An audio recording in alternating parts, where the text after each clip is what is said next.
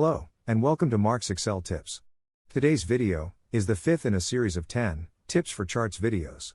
After going through these 10 charting tips, you'll be faster and more efficient than ever before.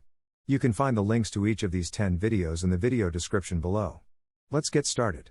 If you find value in this video, please give it a like to help others find our videos. Tip number 5. Use pivot charts when your data isn't summarized. Below, apples and oranges are repeated in several rows. This is called unsummarized data. Unfortunately, regular charts prefer the data to be summarized.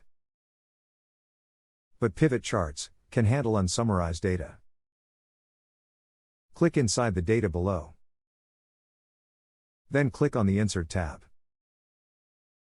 And click Pivot Chart. Click Existing Worksheet. And then in the location box, type E13. Click OK.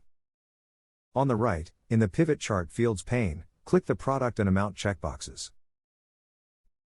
The pivot chart summarizes the data for you and charts it. Here is a bonus tip. Select the chart. Now press Shift plus left arrow several times. The chart gets narrower.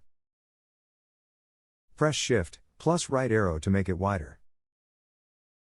Guess what pressing Shift plus up or down arrow does? That's it for today's video. If you enjoyed today's video, please give it a thumbs up and subscribe so you don't miss any of our future videos. Thanks for watching and have a great day.